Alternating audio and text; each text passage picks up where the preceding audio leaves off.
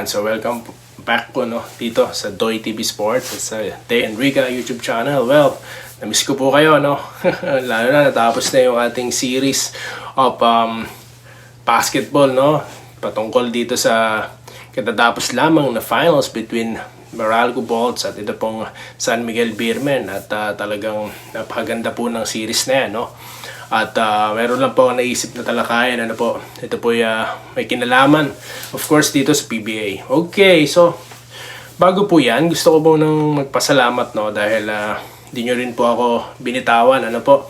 Talaga pong every uploads ko nandiyan kayo para suportahan ang ating contents. Muli, maraming salamat po. Okay, so ngayon, ito po ang ating aftermath ng katatapos lamang na championship. Kasi nga,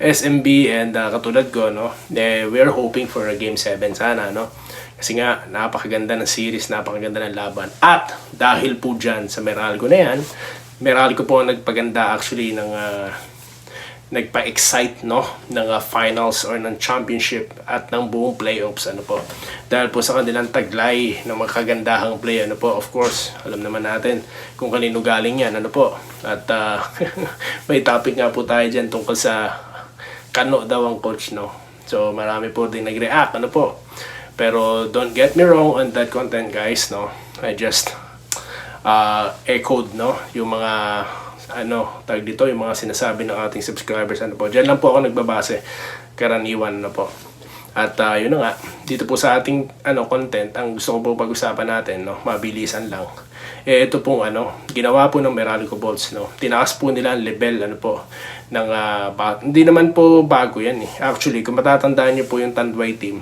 na pinamumunuan ni Coach Alfrancis Chua nila Eric Menk, nila Sana Alvarado, Jason Wade po sila running type of game po din ng nila ang ginagawa nila kaya nga po yung mga mababagal na teams talagang nahihirapan din kasi nga they have the pieces to do that, diba?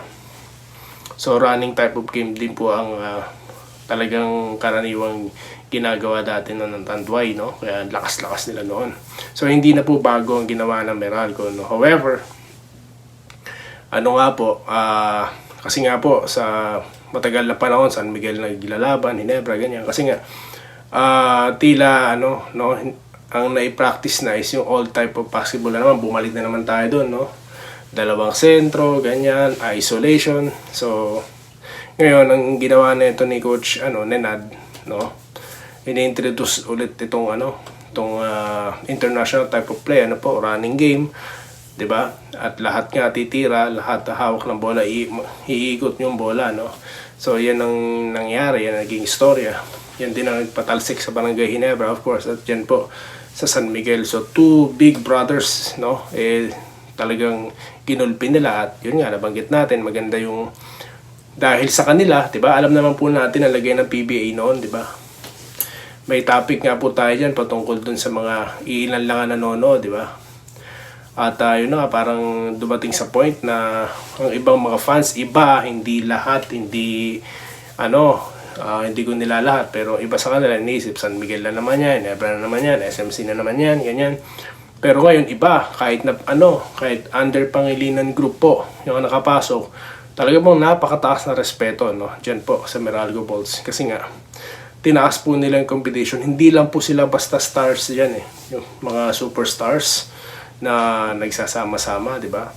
Mga super team, ika nga hindi sistema po talaga ang nangyari diyan. At nakita niyo naman ang mga nagtataguyod ng team na yan mga from the drops po, 'di ba?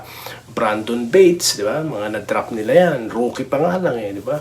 Tapos yan nga sila Cliff Hodge, 'di ba? Sila Newsome, talagang mga lehitimong dinrap mismo ng Meralco, 'di ba? Tsaka nakita naman po natin kung paano sila paulit-ulit na tinalo ng Ginebra, 'di ba, sa championship. Tapos ngayon tingnan niyo naman ang nangyari, 'di ba?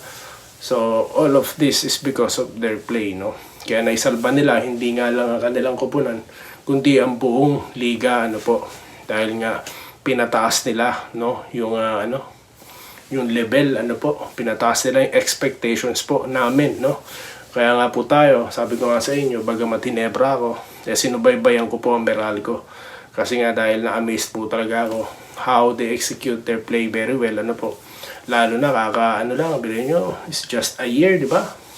Nang hinawakan po ni Coach Nenad yan, no? Tapos may mga adjustment din sila. 'Di ba? Hindi ganun kadaling na nila yan. Na-set nila yung play na yan. Imagine, second to the last sila, tapos ngayon they become champion. So yun po talaga, napakaganda, no? Very inspired, no? Yung kanilang ginawa. Talagang kahit sinong kupunan may inspired sa ginawa nila, no? At dahil diyan, sigurado po marami ng team ang nagbabasa niyan, marami ng team ang nanonood ngayon sa mga tapes ng Meralco, no?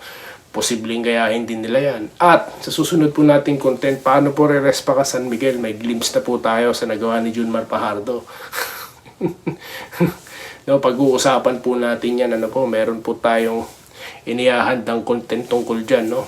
Sa restructure, no, na gagawin na San Miguel. They don't need to trade, no? Di po nila. Yan po ang kagandahan dito, no? Sa ginawa po ng Meralco, hindi po kailangan ng lahat superstar sa team, no? Sistema lang, no? Ganda ng play, tatakbo yan. So yan po ang pinakita dito ng Meralco, no? Kaya sabi ko sa inyo, sa game changer po ang ginawa ng Meralco dito, no? Para lamang, hindi lamang sa kanilang kupunan, kundi para sa buong team as a whole, no? So yan po yung kagandahan ginawa dito ng Meralco Bulls, no? At ni Coach Nenad. Kaya nga, ang dami rin, I'm sure, ang daming naging fans ngayon ng Meralco at aabangan po sila. At sa ngayon nga, tinanong ko kung anong next, nila, di ba? Kung what's in the future, nasa content po natin yan. Sabi ni Coach Nenad, party muna. Siyempre, di ba? After pero mo, buong komperensya, di ba? Talagang hard work sila. Well, give your time, no? Give their chance naman para paano makapag-relax, makapag-celebrate, di ba? Dahil right after yung celebration, training camp na naman, preparing for the next, conference, di ba? Kaya, or cup. Kaya talagang napakaganda po ng aabangan natin sa PBA at aabangan na po natin yan, At sigurado, babalik na yan sa magandang venue, sa malalaking venue ang PBA natin, Dahil sigurado sasabayan ito ng iba't ibang kupunan, no? Gagayahin nila, no? Parang Diwata Pares lang yan, na lahat gusto na magluto ng pares. Joke. So yun po nung ating napag-usapan ngayon, no? Sa susunod po nating contents, umpisaan na po natin ang Gilas Marathon, So i-cover na po natin, pag-uusapan na po natin dito ang Gilas dahil sila po isasapak sa matinding torneo, no? So yun lamang po ngayon. At muli, maraming salamat po at sa inyong pag-suporta. At kung nagustuhan niyo po itong content na to, well, thumbs up at subscribe na lang po kayo. So yun lamang po at muli, magandang araw sa inyong lahat. Salamat po sa panonood. Subscribe na para sa mga susunod na basketball at boxing videos.